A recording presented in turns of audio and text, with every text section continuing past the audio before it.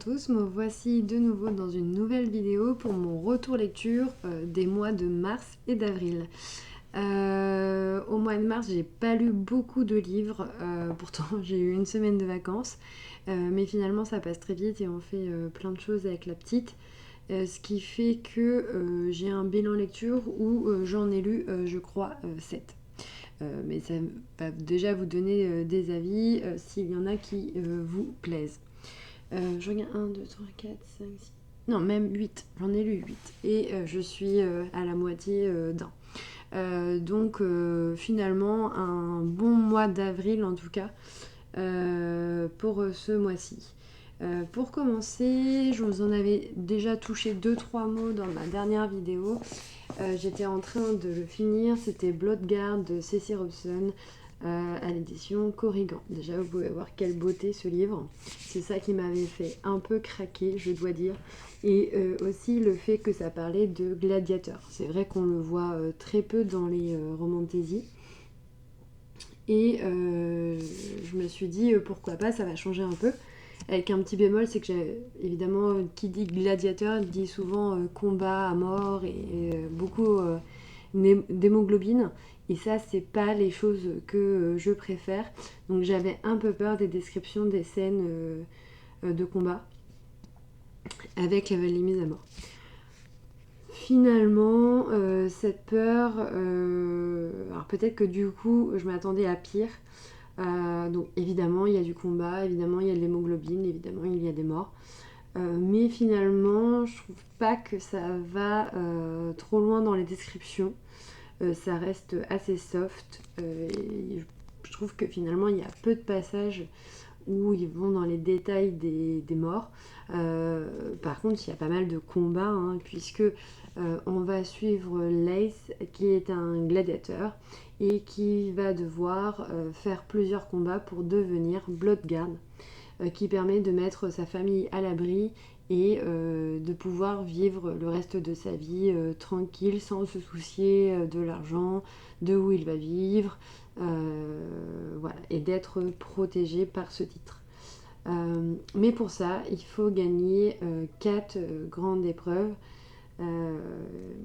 et il va avoir un changement de roi. Et le nouvel roi est un peu psychopathe, sanguinaire, et lui, il ne voit pas les choses de la même façon et il ne veut pas qu'il devienne Bloodguard. En tout cas, c'est ce qu'on ressent dans le livre.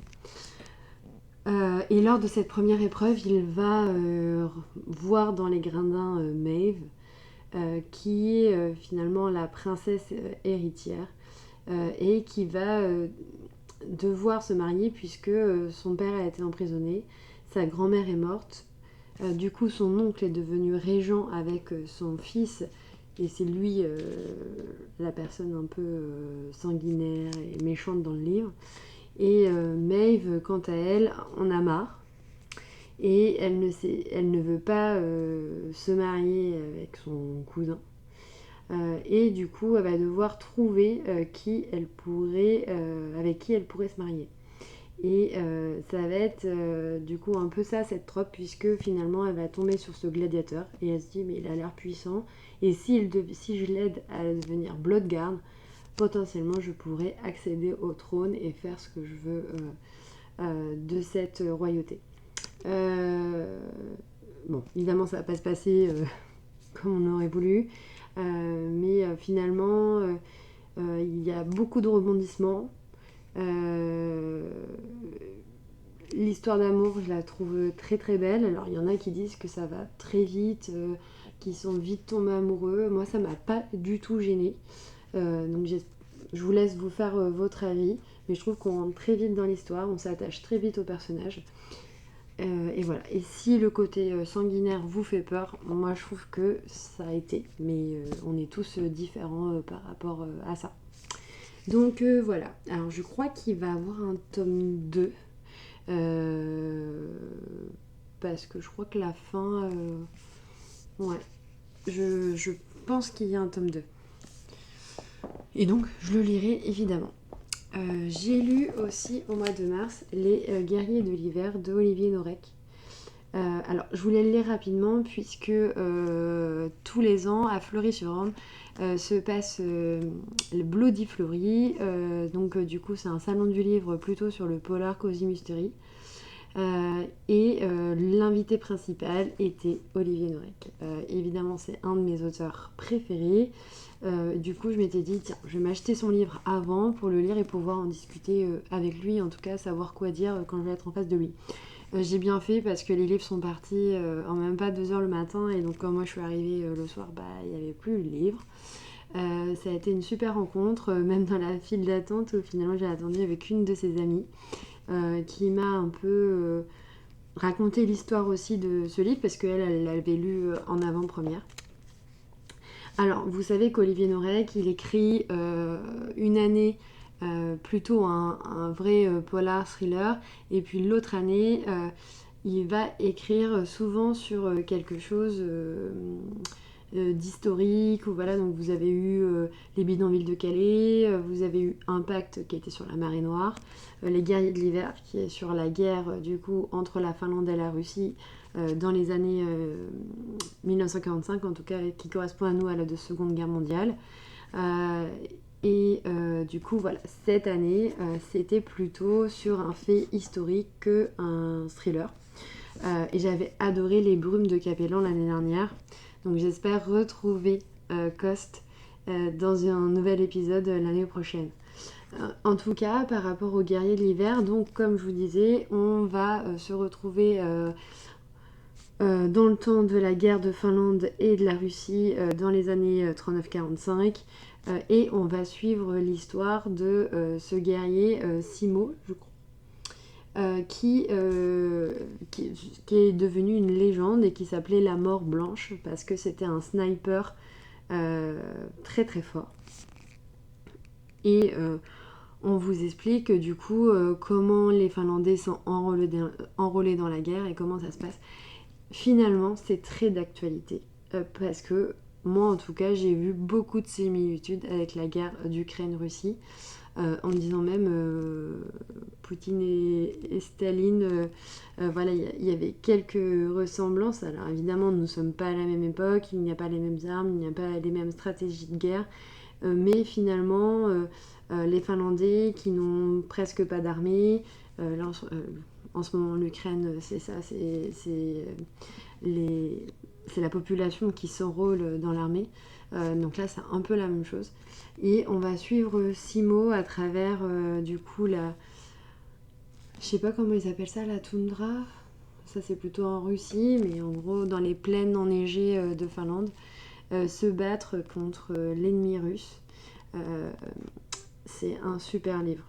Alors, évidemment, ça parle d'un sujet qui est difficile, la guerre, mais il y a finalement très peu de scènes sanguinolentes. Hein. C'est pas ça le but du livre.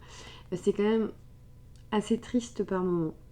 Voilà, il faut être prêt pour le lire. Faut pas être dans un mauvais mood avant de le lire. Mais évidemment, j'ai vraiment adoré. Vous aurez aussi l'anecdote de pourquoi on dit cocktail Molotov. Donc je l'avais noté parce que je trouvais que c'était hyper sympa de donner cette petite anecdote.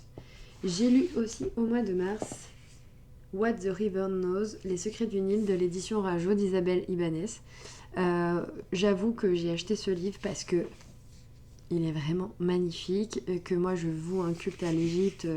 Toute ma 6e, l'Égypte ancienne, j'avais adoré. J'adore de toute façon tout ce qui est mythologie. Et mythologie égyptienne, j'adore tout autant. Et là, on va plutôt être sur le mythe de Cléopâtre. Et d'ailleurs, ça veut dire Cléopâtre. Alors, je ne sais pas trop quoi en penser pour l'instant. Alors, il va y avoir un tome 2. Parce que cliffhanger de fin, il est vraiment difficile. On a vraiment envie de savoir la suite. En tout cas, moi, je lirai la suite parce que vraiment, la fin, elle est palpitante. Mais je dois dire que j'ai eu un peu de mal à rentrer dans l'histoire. J'ai trouvé que c'était très long le début. Ouais, ça traînait en longueur. Pourtant, bon, on est en Égypte. Donc l'histoire, c'est en gros Inès, une jeune femme qui vit, je crois, en Argentine. Voilà, et ses parents sont en Égypte et ils meurent. Et elle veut découvrir qu'est-ce qui s'est passé, de quoi ils sont morts. Voilà, est-ce que c'est pas un assassinat? Donc elle va partir et là-bas, il y a son oncle qui devient son tuteur et son assistant, Whit, avec qui la relation va être un peu épicée.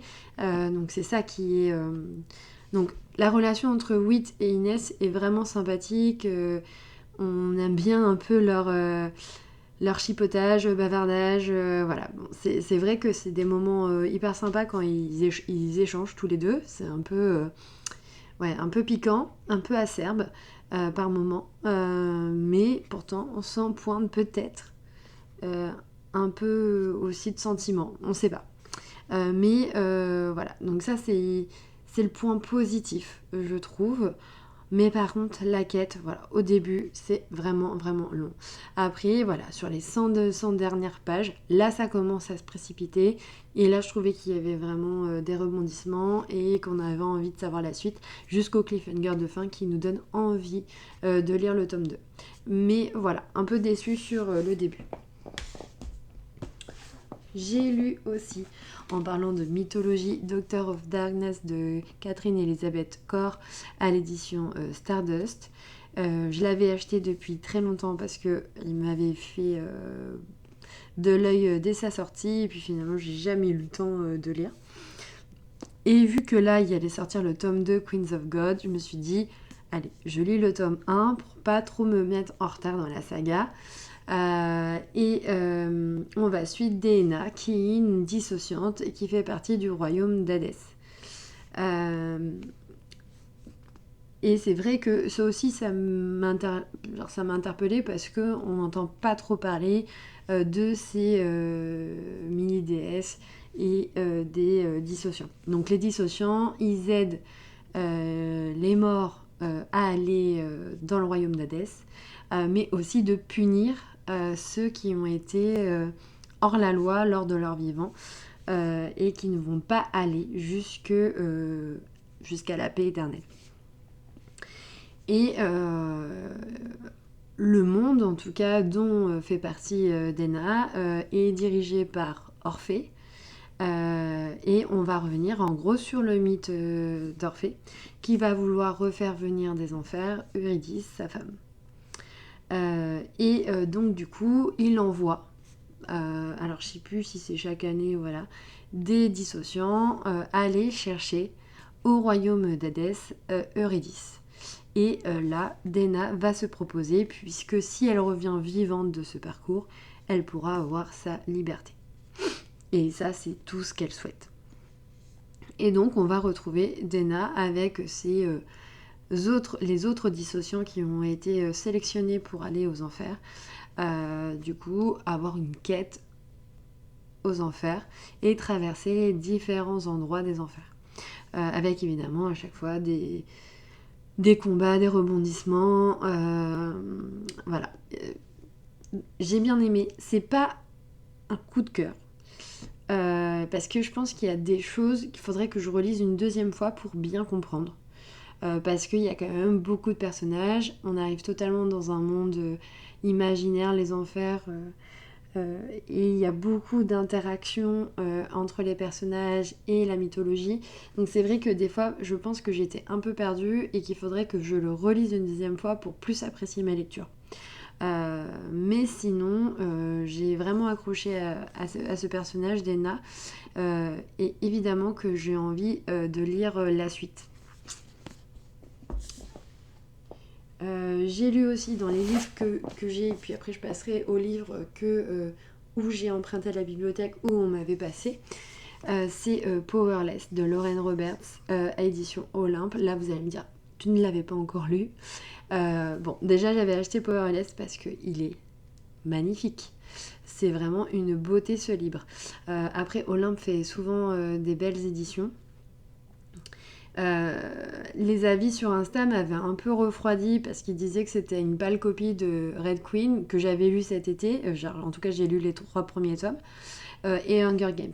Finalement, moi, je trouve pas du tout. Alors oui, il y a des similitudes, mais finalement, la fantasy, on revient souvent au même genre. Voilà, il y a des similitudes dans chaque, c'est pas pour ça que c'est les mêmes livres. Moi, en tout cas, je trouve pas. Je suis vraiment rentrée dans cette histoire. J'ai vraiment accroché aux personnages de Paedin et de Kai. Et donc Paedin est une jeune femme qui fait partie des ordinaires, c'est-à-dire des gens sans pouvoir. Et dans le pays où elle fait partie, les ordinaires sont traqués pour être tués parce qu'on les accuse de diminuer les pouvoirs des élites.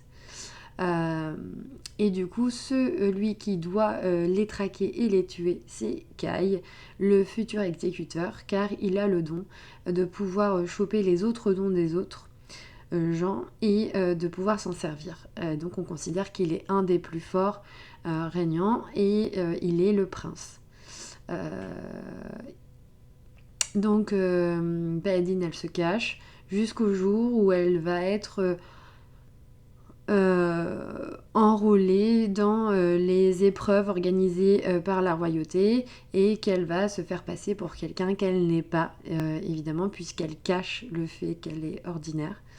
Et va s'en suivre une histoire que je vais pas vous spoiler. J'ai vraiment adoré. Je trouve qu'il y a pas de blanc, il y a pas de longueur. Je trouve que il se lit très très vite et très bien. Et en tout cas, je suis très pressée de lire la suite qui est Reckless, qui n'est pas encore sortie en France. Là, vous savez qu'il y a Powerful qui est sorti il y a pas longtemps, mais qui en fait n'est pas la suite de Powerless, qui va raconter l'histoire d'Adena, qui est la meilleure amie de Paedin dans le tome 1. Donc finalement, c'est un petit plus pour connaître les personnages, mais ce n'est pas la suite de Powerless et je suis vraiment pressée de la lire. J'ai lu en livre audio sur le mois d'avril Triste Tigre de Neige Sino qui avait reçu plusieurs grands prix. C'est vrai que de temps en temps j'aime bien lire sur les sujets des violences faites aux femmes et donc là c'est un sujet difficile qui est l'inceste. Après voilà, c'est où trouver le temps et voilà, parce qu'il faut être vraiment dans un bon mood pour pouvoir lire ce genre de livre. Et finalement, excusez-moi, j'ai adoré. Je vais pas rentrer dans les détails parce que je trouve qu'on peut pas donner... Il n'y a pas de mots pour ce genre de livres qui sont tellement percutants. C'est des histoires de vie, donc je trouve qu'on ne peut pas dire bien, pas bien. C'est sa vie. Voilà, on ne peut pas en tout cas critiquer ce genre de livre, je trouve. En tout cas, c'est super bien écrit. Moi, je l'ai lu en livre audio et je pense que c'était encore plus percutant. En tout cas, si vous pouvez, je vous conseille de le lire en livre audio. Sur Nextory, mais peut-être sur les autres plateformes, c'est aussi elle qui le lit. Mais du coup, c'est l'autrice elle-même qui raconte son histoire. Du coup, c'est encore plus poignant. J'en ai eu par moments des frissons. Il y a une telle douceur dans ce livre. Pourtant, c'est si cruel ce qu'elle dit. Il y a une phrase qui me marquera, je pense, à vie, qui est la puissance de mon nom impuissant. Et voilà, cette phrase, elle se suffit à elle-même. En tout cas, lisez-le. Il est magnifique. Et je comprends pourquoi elle a eu autant de prix. À la suite, j'ai lu Nightbane de Alex Astor, qui a été du coup la suite de la saga Lightlark. J'avais bien aimé Lightlark et du coup j'étais quand même assez emballée de commencer Nightbane et finalement je suis pas du tout déçue. J'ai trouvé même que Nightbane était au-dessus de Lightlark. Parce que c'est vrai que Isla dans le 1, elle est un peu perdue, elle se cache des autres parce que voilà, je vous raconte pas, mais elle a des petits problèmes. Mais dans Nightbane, je trouve qu'elle s'assume, elle devient forte, elle est combative. Euh, j'ai vraiment bien aimé. La seule chose que j'ai moins bien aimé dans Nightbane, c'est l'effet trouble. Parce que j'aime pas les gens qui doivent choisir entre deux personnes, qui sont amoureux de deux personnes, parce que je me dis que ça va en blesser un des deux. Euh, et alors j'avais choisi le bon, voilà, mais je vous dis pas lequel c'est. Mais je trouve ça triste. Voilà, j'aime pas cet effet-là. Euh, mais c'est un choix personnel. Mais sinon, l'histoire en elle-même, elle est vraiment super. Et je suis pressée de lire le tome 3 qui vient de sortir, un Skyshed. Voilà, parce que vraiment, excusez-moi, à chaque fois je suis malade quand je vous parle. Il est excellent. Et le dernier que j'ai lu, c'est Empoisonné de Tracy Wolff, qui est le tome... non, pas Empoisonné, Prisonnier, qui est le tome 4 de Tracy Wolff, la saga Assoiffée. Alors c'était un petit livre, parce que je crois qu'il faisait 200-250 pages, mais c'était très bien. Moi je trouvais que j'ai bien aimé parce qu'il allait à l'essentiel. Il était plein de rebondissements, mais voilà, il n'y avait pas du tout de longueur. Il y avait une entrée dans la prison, une sortie de la prison, avec plein d'événements dans l'intervalle, des nouvelles rencontres, mais finalement avec les personnages principaux, évidemment, que sont Grace Hudson et Jackson. Mais j'ai vraiment bien aimé ce livre court, condensé, mais plein de rebondissements, qui était vraiment une super lecture. Voilà, ne pas oublier, voilà, c'est du young adulte, donc ça reste très simple à lire. Et donc, en fait, Empoisonné, c'est le tome 5 que j'espère pouvoir avoir à la bibliothèque le mois prochain, mais pour l'instant il est emprunté, donc je n'ai pas pu avoir la suite pour le mois de mai. Voilà, je regarde juste si j'en ai pas oublié, mais je pense pas. Je pense que je vous ai parlé de tous mes livres. Voilà, et là le dernier que je suis en train de lire, c'est Ils ne furent plus que 9 de C.A. Larmer, qui est le tome 4 de la saga des amateurs de romans policiers. Voilà, j'adore, je suis déjà au milieu, ça se lit évidemment très rapidement et ça permet de pouvoir le lire sur le pont du 1er mai, donc c'est super. Dites-moi en commentaire s'il y en a qui vous plaisent, s'il y en a que vous avez déjà lu. N'hésitez pas à me poser des questions si vous en avez, et à très vite pour un prochain bilan, ou peut-être sortie littéraire entre temps si j'ai le temps. Et bah bonne soirée.